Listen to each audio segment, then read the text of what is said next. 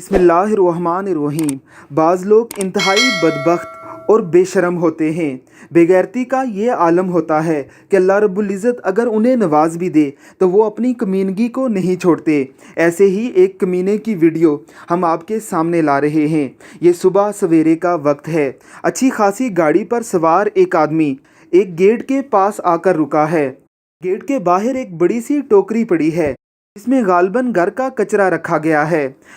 गाड़ी वाले साहिब ने देखा कि टोकरी अच्छी है तो इसे आखिर क्यों छोड़ा जाए, लिहाजा उन्होंने कमाल चालाकी के साथ इस टोकरी को चोरी करने का फैसला किया।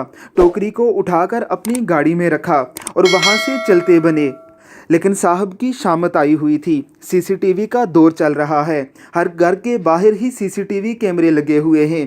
साहब की वीडियो सीसीटीवी में आई तो अल्लाह भला करे उस घर वाले का जिसने इसे बेनकाब करने के लिए इसे पब्लिक कर दिया।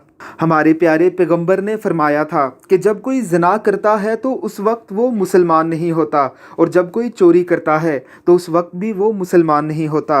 अल्लाह रब्बुल इज़्ज़त की ज़ात ऐसे लोगों को हदायत अता फरमाए और हमें ऐसे लोगों के शर से महफूज रखे।